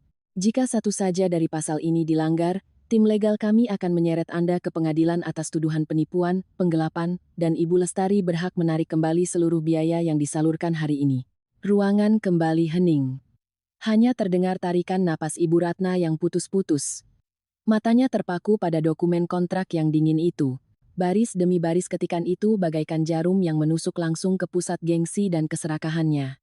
Ia menatap saya, suaranya mengemis menyedihkan, mencoba menggunakan air mata terakhir untuk mengubah keadaan. Tari, kamu memojokkan ibu sampai begini? Apartemen itu dikembalikan ke kamu ya Ibu pasrah, memang itu uangmu. Tapi kalau ibu dipaksa melepaskan hak asuh, dilarang ikut campur urusan Bima dan Nada, itu sama saja kamu memutus hubungan darah ibu dan anak. Kamu mau mengusir ibu pelan-pelan dari keluarga ini? Kamu orang kaya raya. Rumah ratusan miliar saja mampu beli, masa uang 2 atau 3 miliar jadi perhitungan sama orang tua sendiri? Nak, saya bangkit dari kursi dengan kasar. Gesekan kursi kulit beradu dengan lantai menciptakan suara yang menyayat telinga. Saya berjalan memutari meja, berhenti tepat di hadapan Ibu Ratna, membungkuk dan menatap tajam ke dalam mata liciknya yang mencoba berlagak sebagai korban. Dengar baik-baik, Bu. Suara saya menggema, dingin menusuk tulang. 2-3 miliar bagiku memang uang kecil. Tapi bagi ibu, itu adalah harga dari keserakahan. Waktu ibu masuk diam-diam ke kamarku, buka brankas dan mencuri ATM 40 miliar, apa ibu ingat hubungan keluarga? Waktu Bapak menampar Mas Bima dan mengusir kami bertiga ke jalanan tengah malam tanpa bawa uang sepeser pun, apa Bapak ingat tali darah daging? Waktu Mbak Rika kabur bawa lari deposito 1 miliar miliknya sementara Bapak sekarat di rumah sakit dan dikejar preman, apa dia ingat moral dan kasih sayang? Setiap kata yang saya ucapkan meluncur bagai hantaman palu godam di otak Ibu Ratna, mulutnya terbuka ingin membantah, tapi tenggorokannya tercekat, tak mampu mengeluarkan suara. Keluarga kalian ini hanya menganggap kasih sayang sebagai alat pemeras uang. Selama ini aku mengalah, membiarkan dan menoleransi kelakuan busuk keluarga ini terlalu lama. Dokumen perjanjian ini bukan untuk memisahkan ibu dan Mas Bima, tapi ini adalah rantai besi untuk mengunci keserakahan ibu selamanya. Tanda tangan, maka Bapak selamat, ibu tidak akan dimutilasi lintah darat, dan ibu bisa sewa rumah kecil di pinggiran kota untuk hidup damai di sisa umur. Tapi kalau ibu tidak mau tanda tangan, silakan angkat kaki dari ruanganku sekarang juga. Urus sendiri hidup mati kalian. Saya berdiri tegak dan menunjuk ke arah pintu. Ibu Ratna hancur berantakan. Cangkang kesombongan dan gengsinya telah dilucuti habis-habisan. Tidak ada jalan mundur, tidak ada tempat untuk bersandar. Dengan tangan gemetar, ia mengambil pulpen mahal yang disodorkan Pak Hendra. Air matanya menetes jatuh ke kertas putih, membuat tintanya sedikit luntur. Tangan keriputnya perlahan merangkai huruf demi huruf, menuliskan nama terangnya di bagian bawah kertas materai. Setiap goresan tinta adalah penyesalan yang mendalam, sebuah pelajaran mahal tentang batas antara uang dan ikatan keluarga.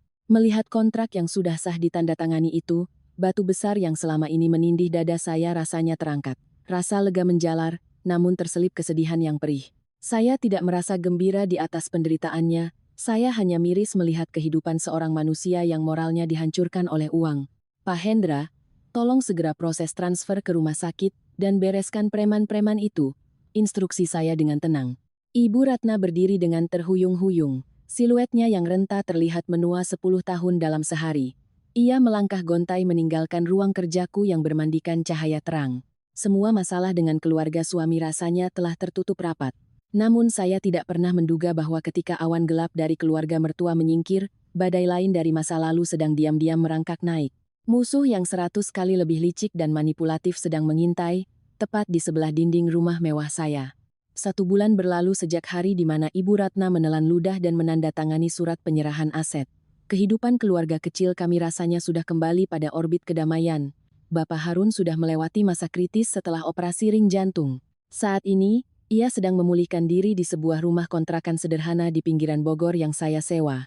Tentu saja, semuanya di bawah pengawasan orang suruhan saya. Ibu Ratna setiap hari dengan tabah merawat suaminya, hidup hemat, pasrah, dan tidak lagi berani memikirkan gengsi atau hak keluarga ini itu. Sedangkan Mbak Rika masih hilang di telan bumi, kabur dengan buku tabungannya, menelantarkan kedua orang tuanya. Di villa seharga 100 miliar di PIK ini, Bima benar-benar berubah menjadi sosok pria sejati. Keputusan untuk resign dari PNS menjadikannya pendukung utamaku. Melihatnya repot mengaduk susu dan mengganti popok nada, sambil sesekali memelototi layar iPad untuk mengecek inventori barang demi membantuku, saya berpikir kebahagiaan telah benar-benar datang pasca badai, tapi saya keliru. Langit cerah terkadang hanyalah mata badai yang tenang sesaat, sebelum angin topan sesungguhnya menerjang. Minggu pagi, saat saya sedang menikmati teh chamomile di balkon lantai 2, terdengar suara bising dari mansion kosong yang terletak tepat di sebelah rumah. Rumah Hook itu memang sudah lama ditawarkan ke pasar namun belum laku. Hari ini, deretan truk pembawa furnitur mewah berjejer di depan gerbangnya. Dari sebuah mobil Porsche Panamera berwarna pink terang yang menyilaukan mata, turunlah seorang wanita. Ia mengenakan gaun bodycon ketat yang memamerkan lekuk tubuhnya, dilapisi kardigan Chanel yang disampirkan di bahu. Sepatu heels Christian Louboutinnya mengetuk jalan aspal dengan bunyi tok-tok-tok. Wajahnya di makeup tebal dan tajam, namun memancarkan aura menggoda yang murahan. Wanita itu melepas kacamata hitam besarnya, menyeringai sambil mendongak ke arah balkon rumah saya. Jantung saya seakan berhenti berdetak sesaat. Siska Angelina.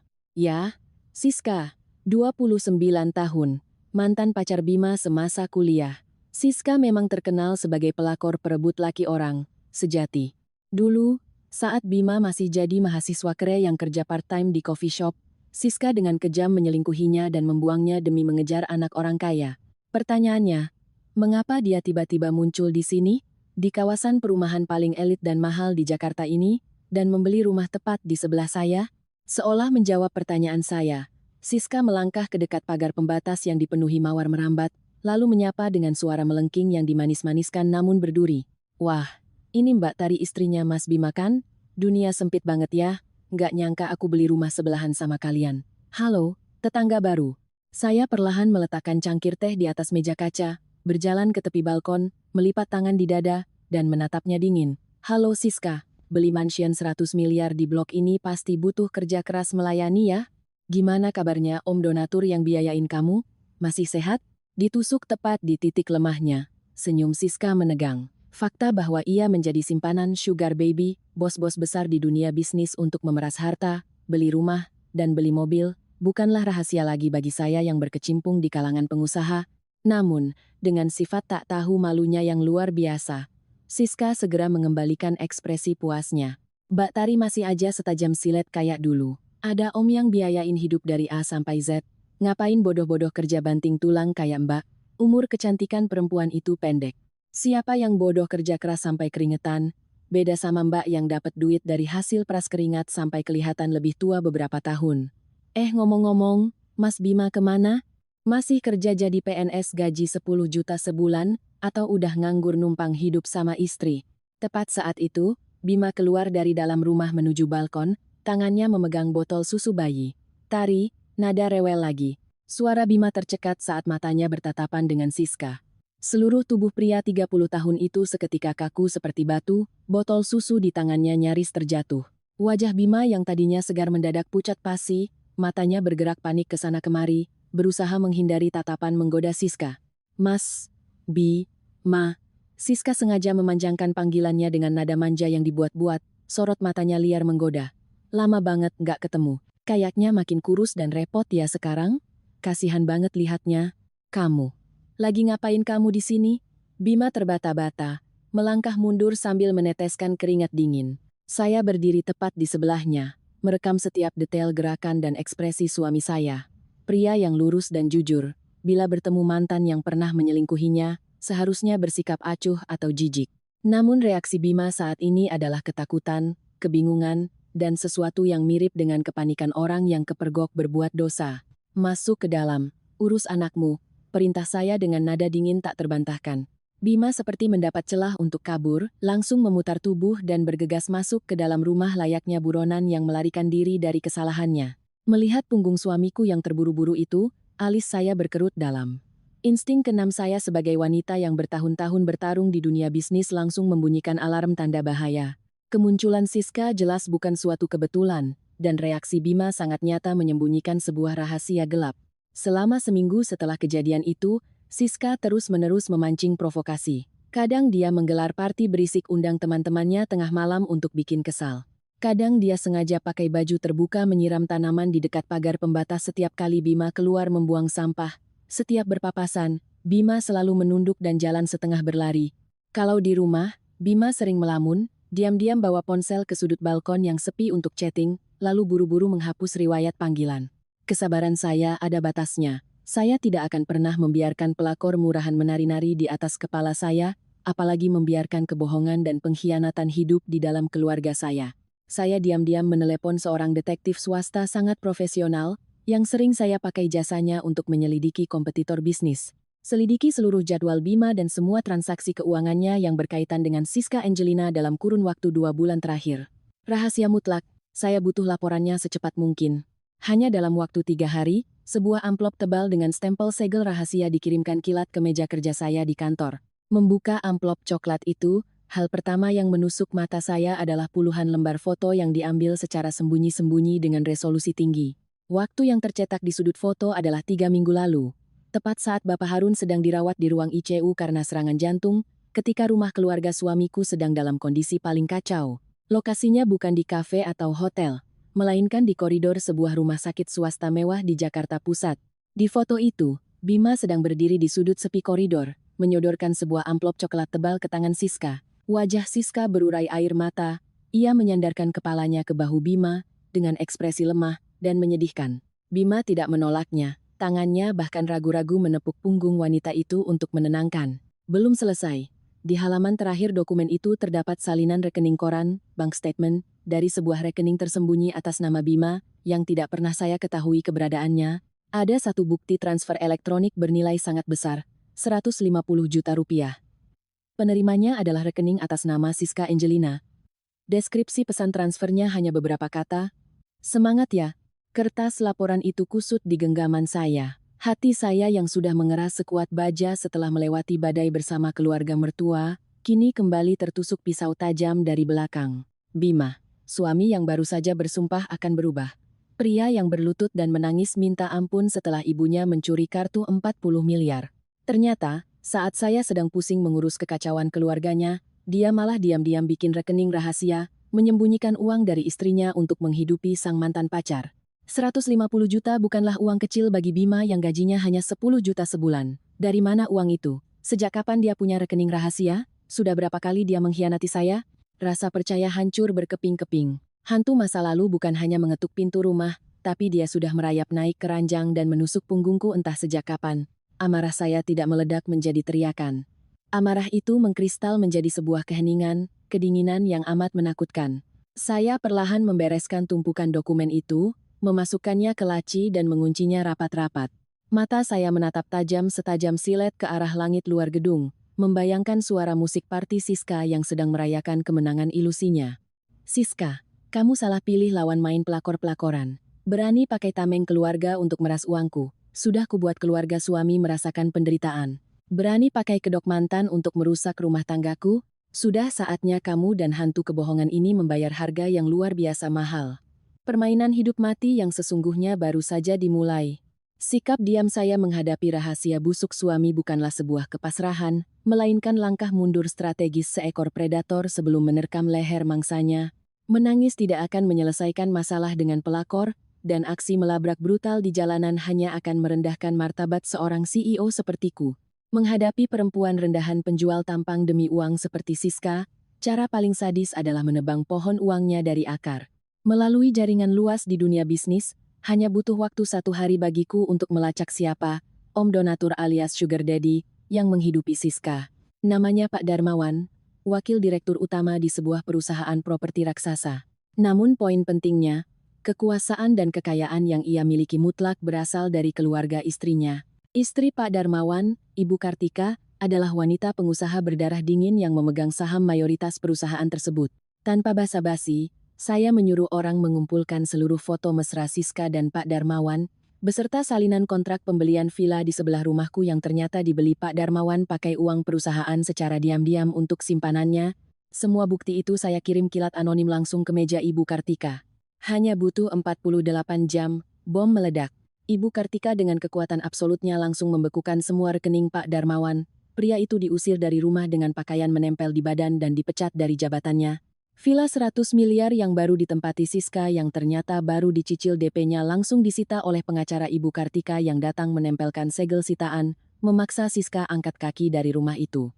Dalam waktu 3 hari, mesin ATM raksasa milik Siska resmi hancur lebur.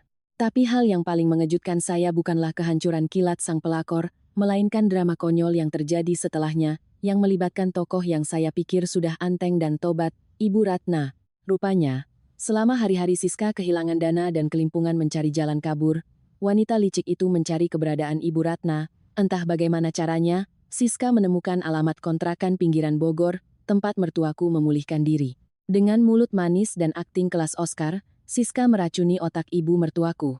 Ia bilang bahwa ia punya akses jalur impor kosmetik ilegal yang sangat menguntungkan. Jika Ibu Ratna mau investasi, mereka bisa menghancurkan perusahaan milik saya, membalaskan dendam dan rasa malu bulan lalu. Siska menjanjikan keuntungan 3 hingga 4 kali lipat hanya dalam seminggu. Ibu Ratna, wanita yang baru saja saya lucuti kekuasaan dan kekayaannya, dipaksa menandatangani surat pelepasan harta. Ternyata keserakahan dan dendam di hatinya tak pernah benar-benar padam. Tergiur omongan manis Siska, Ibu Ratna bagaikan orang buta berjalan malam yang menemukan tongkat. Sembari menyembunyikan rencananya dari Bapak Harun yang masih terbaring sakit, Ibu Ratna diam-diam mencuri sertifikat tanah warisan leluhur di kampung satu-satunya harta terakhir kebanggaan keluarga yang disembunyikan Bapak Harun di dasar lemari. Ibu Ratna menggadaikan SHM itu ke lintah darat dan mendapatkan uang 1,5 miliar rupiah. Seluruh uang itu ia serahkan bulat-bulat pada Siska dengan mimpi bisa menjadi kaya raya dan menginjak-injak kepala saya, menantu kurang ajarnya ini. Dan hasilnya, semua orang bisa menebak. Sabtu pagi, saya sedang menggendong Nada berjemur di taman rumah ketika mendengar suara cacian dan teriakan histeris dari mansion sebelah yang disegel. Terdengar suara barang pecah belah berjatuhan disusul suara wanita yang sangat saya kenal, memecah keheningan kompleks orang kaya ini. Saya tersenyum, menyerahkan Nada pada babysitter, meregangkan tubuh, merapikan kerah kemeja sutra, dan melangkah santai menuju rumah sebelah. Gerbang besinya terbuka lebar. Masuk ke ruang tamu, koper-koper branded berserakan berantakan. Pemandangan yang menyambut saya adalah pertarungan klasik. Ibu Ratna dengan rambut aut-autan berguling-guling di lantai, kedua tangannya mencengkeram erat kaki Siska, melolong menangis dengan menyedihkan. Perempuan penipu, kembalikan 1,5 miliarku. Itu uang tanah warisan keluarga suamiku. Katanya mau investasi. Kenapa kamu malah packing baju mau kabur ke luar negeri? Hah? Siska saat ini tak lagi terlihat elegan dan mahal. Wajahnya pucat pasi, bajunya berantakan. Ia dengan kejam menendang dada wanita tua berumur 60 tahun itu sambil mendesis kencang. Lepasin gak, nenek tua bodoh? Namanya investasi ada untung ada rugi. Uang yang kamu kasih itu udah dibekukan semua. Kamu serakah makanya kena getahnya, nyalahin siapa? Kamu sendiri yang niat jahat mau hancurin menantumu. Makanya kamu kasih uang itu ke aku. Sekarang mau teriak-teriak apa? Lepas? Aku panggil polisi, biar kamu di penjara sekalian sekarang. Ya Allah Gusti. Rika, Bima, tolong ibumu, dia nipu semua uang keluarga kita. Ibu Ratna memukul-mukul lantai, menangis histeris. Saya berdiri bersandar di kusen pintu, lalu bertepuk tangan pelan. Prok, prok, prok. Suara tepuk tangan yang kering itu membuat kedua manusia yang bergulat di lantai terkejut dan menoleh. Melihat saya, wajah Ibu Ratna kehilangan seluruh aliran darahnya. Rasa malu dan kepanikan luar biasa terlihat jelas di wajah keriputnya. Sedangkan Siska menggertakkan gigi, matanya memancarkan urat merah penuh kebencian. Skenario yang bagus sekali. Saya menyeringai tipis dan melangkah masuk ke tengah ruangan. Di satu sisi ada mantan ibu mertua yang serakah melanggar kontrak, di sisi lain ada pelakor licik yang sedang cari jalan kabur. Siska, tiket pesawat ke Singapura jam 2 siang ini kayaknya bakal hangus deh. Polisi ekonomi baru saja menerima laporan penipuan dan penggelapan dana atas namamu. Siska tertegun, mundur selangkah, menunjuk wajahku dengan tangan gemetar. Ini ulahmu. Kamu yang ada di balik diusirnya Pak Darmawan oleh istrinya. Kamu yang bikin aku hancur? Kamu yang cari mati sendiri? Jawab saya dingin. Berani beli rumah di sebelahku cuma buat mancing emosi? Kamu harus siap mental aku cabut sampai ke akar-akarnya. Tepat saat itu, dari luar gerbang, terdengar langkah kaki berlari tergesa-gesa. Bima masuk dengan napas memburu dan keringat bercucuran. Ia pasti mendengar keributan dan lari menyusul saya. Saat melihat ibu kandungnya sendiri terkapar di lantai dengan baju compang camping, lalu melihat koper-koper Siska dan sikap tenang saya, Bima mematung seketika. Ibu, ngapain ibu di sini? Kenapa ibu ada di rumah perempuan ini? Bima berlari mendekat, membantu ibunya berdiri dengan bingung. Ibu Ratna mencengkeram erat lengan anaknya, terisak hebat. Bima, ibu ditipu sama perempuan ini, nak. 1,5 miliar uang tanah warisan di kampung, ditipu habis sama dia. Bima terperanjat, matanya membelalak menatap Siska. Syok di wajahnya perlahan berubah menjadi amarah yang memuncak. Ia melepaskan tangan ibunya, berjalan berat menghampiri mantan pacarnya itu, suaranya tercekat oleh amarah dan kepahitan. Kamu nipu ibuku? Lalu bagaimana dengan uang 150 juta waktu di rumah sakit itu? Kamu nangis-nangis berlutut padaku. Bilang bapakmu kena kanker hati stadium akhir butuh uang operasi darurat, kalau enggak bapakmu mati. Apa itu semua juga tipuan? Pengakuan penuh penderitaan dari Bima membuat udara di ruangan itu seolah membeku. Ibu Ratna berhenti menangis, menatap anaknya dengan tatapan kosong. Sedangkan saya, kepingan puzzle terakhir akhirnya tersusun sempurna. Ternyata itu alasannya. Kebenaran di balik uang 150 juta di amplop coklat itu bukanlah uang simpanan untuk selingkuhan, melainkan rasa kasihan buta dari seorang pria yang terlalu gampang ditipu. Bima tidak selingkuh, dia hanya kelewat bodoh dimanfaatkan oleh pemain watak profesional, apalagi saat itu keluarganya sendiri juga sedang dilanda krisis penyakit Bapak Harun. Melihat kedoknya terbongkar, Siska malah tertawa terbahak-bahak seperti orang gila. Ia merapikan rambutnya yang berantakan dengan sikap tak tahu malu, mendongak menatap Bima. Kamu memang bodoh sama kayak ibumu. Bapakku udah mati dari 8 tahun lalu, kanker apaan? Cuma laki-laki lemah dan pengecut kayak kamu yang gampang banget aku porotin. 3 tahun lalu aku buang kamu itu keputusan paling benar. Kalau bukan karena istrimu yang tajir melintir itu, emangnya kamu punya modal buat injak kaki di perumahan mewah ini? Plak. Sebuah tamparan luar biasa keras meledak. Tapi bukan dari saya, melainkan dari Bima. Tangan Bima gemetar hebat, matanya merah berkaca-kaca. Untuk pertama kalinya seumur hidup, pria lembut itu berani mengangkat tangan memukul seorang wanita. Tutup mulutmu, Bima mengaum dengan suara pecah. Aku bodoh karena aku percaya pada sisi baik hatimu, tapi mulai detik ini, jangan harap kamu bisa ambil sepeser pun lagi dari keluargaku. Tari sudah lapor polisi, silakan kamu membusuk di penjara.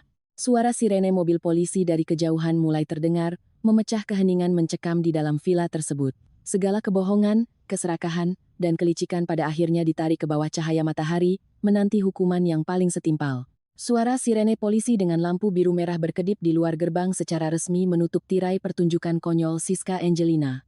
Ketika borgol besi yang dingin menjepit pergelangan tangannya, sang pelakor licik itu masih sempat berteriak memaki dengan kejam, namun tak ada lagi yang mempedulikannya. Tuduhan penipuan dan penggelapan dana dalam jumlah besar sudah terpampang nyata di atas kertas, lengkap dengan bukti mutasi rekening yang jelas. Siska pasti akan membayar perbuatannya dengan menghabiskan masa mudanya di balik jeruji besi. Di tengah ruang tamu mansion yang berantakan dan sebentar lagi akan dieksekusi Sita itu, Ibu Ratna terduduk lesu di atas lantai kayu. Matanya yang sudah tua menatap kosong tanpa jiwa ke arah kehampaan. 1,5 miliar rupiah. Uang hasil menggadaikan tanah warisan di kampung harta pusaka paling sakral milik leluhur keluarga suaminya, kebanggaan sekaligus sandaran mental terakhir Bapak Harun, telah dibakar habis oleh Siska untuk membayar utang pribadi dan belanja barang branded demi pamer. Ibu Ratna kehilangan segalanya. Keserakahan buta demi balas dendam pada menantunya telah mendorongnya sendiri ke dalam jurang tanpa dasar. Kini, ia jatuh miskin sekaligus memikul dosa besar terhadap leluhur dan suaminya yang terbaring lemah di kasur. Bima melangkah mendekat, diam-diam memapah ibunya yang tubuhnya sudah selemas jeli untuk berdiri. Tidak ada lagi pertengkaran, Tidak ada lagi teguran. Keheningan Bima saat ini justru jauh lebih menakutkan bagi Ibu Ratna ketimbang ribuan caci maki. Bima menuntun ibunya masuk ke taksi, mengirimnya kembali ke rumah kontrakan sederhana di pinggiran Bogor. Pelajaran kali ini menuntut harga yang teramat sangat mahal. Malam harinya, di villa pinggir laut Peak yang sepi saat Nada sudah tertidur pulas di box bayinya, saya duduk termenung di balkon sambil memegang segelas red wine. Angin laut berhembus membawa hawa dingin malam. Dari belakang, sebuah pelukan hangat dan besar mendekap bahuku. Bima menyandarkan dagunya ke pundakku. Hembusan napasnya membawa kelelahan dan rasa penyesalan yang mendalam. Tari. Suara Bima serak dan terputus-putus. Aku berutang penjelasan yang jujur soal uang 150 juta itu. Saya tidak menoleh, hanya perlahan menggoyangkan gelas wine di tangan, lalu menjawab tenang. Bicaralah, aku dengarkan. Bima mengeratkan pelukannya sedikit, seolah takut saya akan menghilang. 3 minggu lalu, waktu Bapak lagi kritis di ruang ICU, di saat rumah kita diteror rentenir, Ibu nangis histeris, dan Mbak Rika kabur, aku benar-benar hancur, Tari. Saat itulah Siska tiba-tiba muncul di rumah sakit. Dia nangis memelas, berlutut minta tolong. Dia bilang bapaknya kena kanker hati stadium akhir, kalau sore itu nggak bayar 150 juta buat operasi, bapaknya bakal mati. Bima berhenti sejenak, menelan ludah.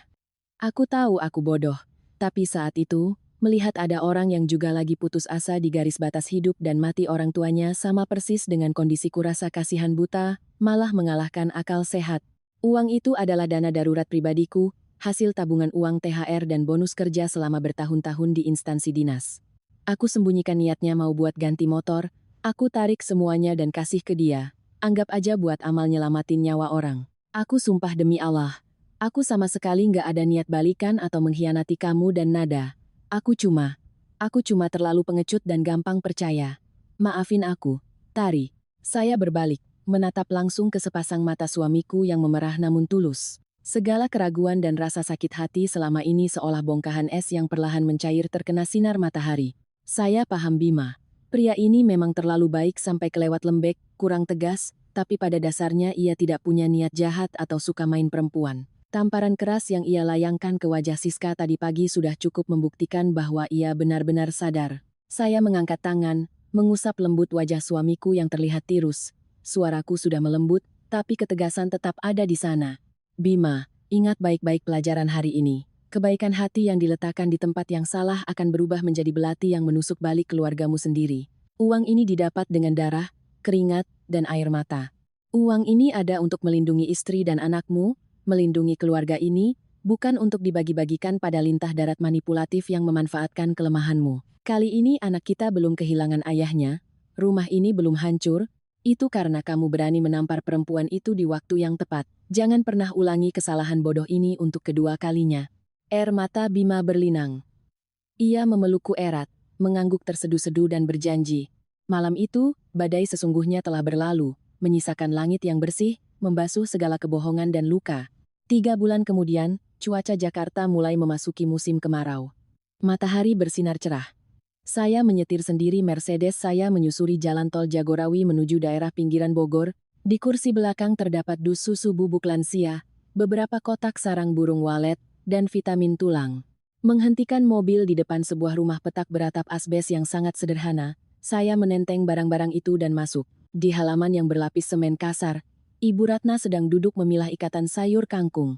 Ia memakai daster batik katun yang warnanya sudah pudar, rambutnya yang sudah lebih dari separuh memutih dicepol rapi di belakang kepala. Melihat saya datang, ia terkejut, langsung meletakkan nampan sayurnya, berdiri dengan canggung, mengelap kedua tangan ke dasternya. Wajahnya menunjukkan ekspresi segan dan takut layaknya seorang pendosa yang dihadapkan pada hakim. Tari, main kemari. Ibu Ratna bergumam ragu, matanya tak berani menatap langsung ke mataku. Tak tersisa sedikit pun bayang-bayang ibu mertua sombong yang gila hormat dan rajin berkhotbah agama itu. Kehilangan tanah warisan 1,5 miliar, ditambah fakta bahwa sampai detik ini Rika anak perempuan kebanggaannya hilang tak ada kabar membawa deposito miliaran, telah memberikan pukulan telak yang menghancurkan seluruh keangkuhannya.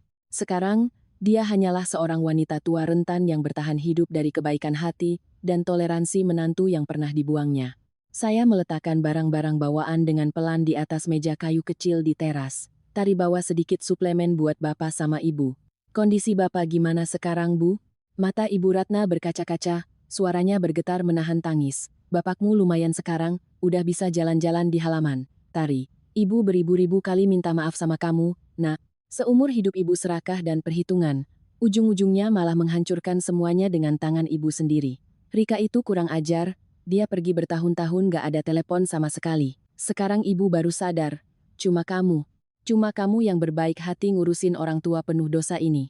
Saya tidak bersikap terlalu ramah atau sok dekat. Tetap menjaga jarak yang wajar, namun di dalam hati tak ada lagi dendam. Saya mengeluarkan sebuah amplop putih dari dalam tas dan meletakkannya di samping nampan kangkung. Di dalam sini ada 7 juta, ini uang bulanan buat ibu dan bapak dari kami. Tari akan minta orang transfer rutin tiap bulan. Ibu pakai sehemat mungkin buat makan dan beli obat bapak. Soal masalah yang kemarin, Tari anggap semua sudah selesai.